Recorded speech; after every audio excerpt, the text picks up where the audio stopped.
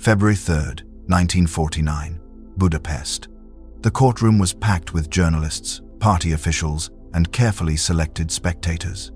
Cameras clicked and whirred as guards led him to the defendant's chair.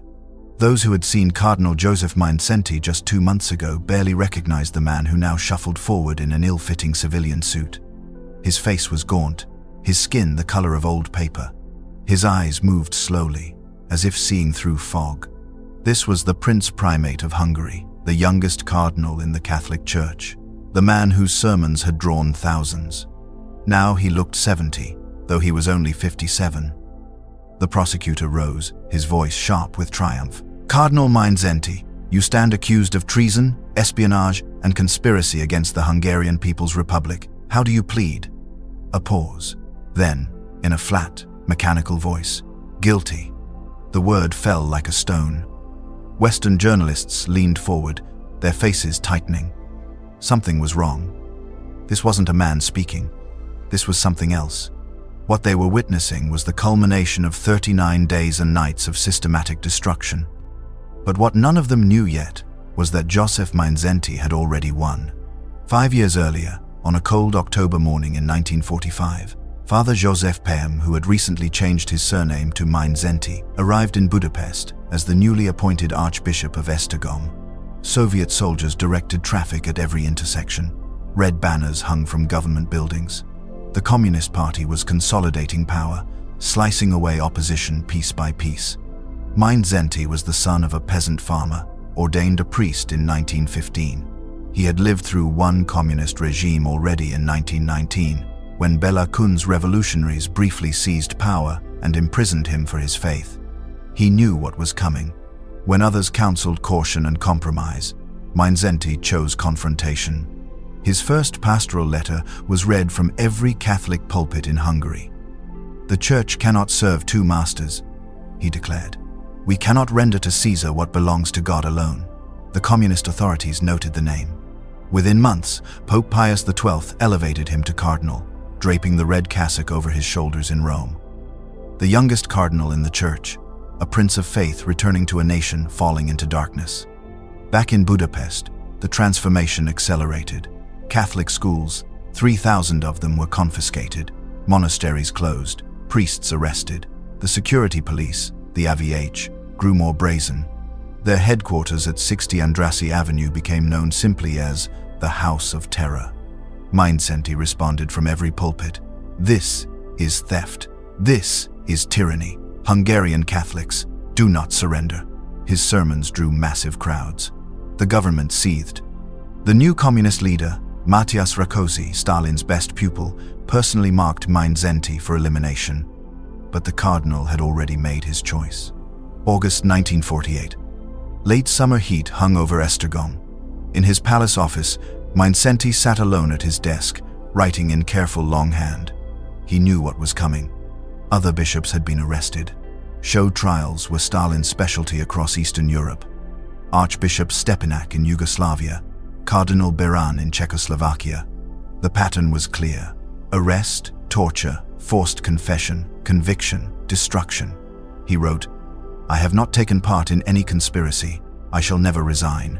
If you should read that I have confessed or that I have resigned, remember that this would be the result of human frailty. I protest in advance." He sealed the document, entrusted it to allies, and waited. The Vatican sent urgent messages. "Leave Hungary, seek asylum, save yourself." Mindszenty replied, "The shepherd does not abandon his flock." His secretary pleaded, "Your Eminence, they will destroy you." "They may take my body," Mindszenty said quietly.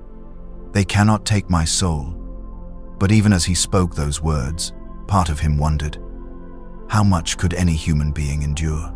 December 26, 1948, the day after Christmas. It was nearly midnight when the cars surrounded the episcopal palace. The AVH came with warrants and guns. Mindszenty's secretary opened the door to find a dozen men in leather coats. "We have orders to arrest Cardinal Mindszenty." The cardinal appeared at the top of the stairs, still in his black cassock. He descended slowly, carrying nothing. "I have been expecting you," he said. They put him in the back seat of a black car. Through the window, he watched his cathedral disappear into the winter darkness. What followed broke him in ways he never imagined possible. The cell at 60 Andrassy Avenue measured 3 meters by 4. Bright lights burned day and night. Guards pounded on the door every time his eyes began to close. For 39 days and nights, József Mindszenty did not sleep. The chief interrogator was Gábor Péter, head of the Avage, a man who had perfected the art of breaking human beings. The sessions lasted 8, 10, 12 hours at a stretch. Questions repeated endlessly. You conspired with American agents. Confess. You plotted to restore the monarchy. Confess. You committed treason. Confess. No. No. No. After 10 days without sleep, Mindszenty's mind began to fracture. Reality blurred. He couldn't remember his own words from one hour to the next. His hands trembled uncontrollably. Then came the injections. The doctors who administered them wore white coats but took orders from Péter.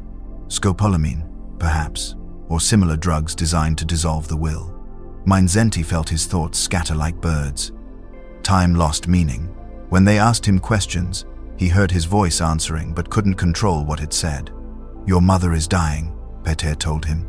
She wants to see you before she dies. Just sign the confession. Then you can see her. Was it true? Was his mother dying? He couldn't think clearly enough to know. His body was a distant thing, no longer quite his own. On the 35th day, they brought a typed confession. Pages and pages of crimes he didn't remember committing. Treason, espionage, currency fraud, conspiracy. Through the fog of exhaustion and drugs, a voice inside him screamed, "Don't sign. This is betrayal. Everything you stood for." But his hand was already moving. The pen felt impossibly heavy. His signature appeared on the page as if written by someone else. That night, alone in his cell, a moment of terrible clarity pierced the pharmaceutical haze. He had signed. He had confessed to crimes he didn't commit. The cardinal who had promised never to break had been broken. The shame was a physical weight crushing his chest. His mother's face appeared in his mind, his fellow bishops, the Pope, God. What would they think of him now? But then, through the despair, another thought emerged, faint but sustaining. The prophetic document. August 1948. He had prepared for this exact moment. Somewhere safe, that document existed. His advanced declaration that any confession would be coerced, invalid, meaningless. They had his body. They had forced his signature. But they would not have his soul. Not entirely. Not yet. The show trial began on February 3rd. The People's Court was packed with cameras and international observers. The prosecution had choreographed everything. The charges, the witnesses, the inevitable conviction. What they hadn't counted on was the worldwide reaction to seeing Cardinal Mindszenty in person. The Western journalists saw immediately what the torture had done. This hollow-eyed, slow-moving figure wasn't a man confessing crimes. This was a man destroyed by systematic brutality. When the prosecutor asked him to confirm his guilt, Mindszenty's voice was flat, dead. I signed. The documents. Not, I committed the crimes. Not, I am guilty. Just, I signed. The prosecutor pressed. You admit your conspiracy? Mindszenty looked directly at him. For a moment, something flickered behind the glazed eyes, a hint of the defiance that had filled cathedrals. I signed what you gave me. It was the smallest possible resistance, but everyone in that courtroom heard it. This confession was coerced. This trial was a sham. The journalists' pencils flew across their notebooks. Then came the bombshell that transformed everything. On February 6th, the third day of the trial, the prophetic document surfaced. Mindszenty's allies released it to the international press. If you should read that I have confessed, remember that this would be the result of human frailty. I protest in advance against any such declaration. The prosecution's case collapsed morally. Yes, they would get their conviction on February 8th. Mindszenty was sentenced to life imprisonment plus 15 years. But the victory was hollow. The world knew. Pope Pius XII excommunicated everyone involved in the trial. The U.S. Congress condemned it. The show trial had backfired spectacularly. József Mindszenty had outwitted the Soviet secret police. From his cell, had he known of this, he might have smiled. But for 7 years he knew only the grey walls of various prisons: Andrassy Avenue, Vac, Faux Street. 7 years of solitary confinement. 7 years watching his body decay, his health deteriorate. 7 years of silence. Then came October 1956. The Hungarian people rose up against their communist masters. Students and workers flooded the streets of Budapest. For 10 glorious days, it seemed possible that freedom might return. On October 30th, revolutionary forces stormed Mindszenty's prison and freed him. His return to Budapest was triumphant. On November 3rd, he gave a radio address calling for democracy and religious liberty. For one brief moment, hope blazed. But Soviet tanks were already rolling toward the city. On November 4th, at 3 a.m., as Soviet forces crushed the revolution with overwhelming military might, American diplomats offered Cardinal Mindszenty sanctuary in their embassy. He accepted, thinking he would stay for a few days, perhaps a week, until safe passage could be arranged. He stayed for 15 years. The U.S. Embassy became another kind of prison, a small second-floor suite, a makeshift chapel. 15 years, 2 months, and 5 days, watching the world change outside windows he couldn't pass through. The Hungarian government demanded his extradition. The Americans refused, and so the stalemate continued, year after year after year. During those strange twilight years, the world moved on. Vatican II transformed the Church. The Vatican began pursuing Ostpolitik détente with communist states. The new Pope, Paul VI, wanted Mindszenty to leave Hungary, to resign, to allow the appointment of compromise bishops who could negotiate with the regime. Mindszenty refused. "I am the Primate of Hungary. I will not abandon my post until death." The irony was bitter. The cardinal who had stood against communist tyranny now found himself pressured by his own church to surrender what he had sacrificed everything to defend. Finally, in September 1971, worn down by Vatican pressure, he agreed to leave. After 15 years in the embassy, he walked out into a changed world.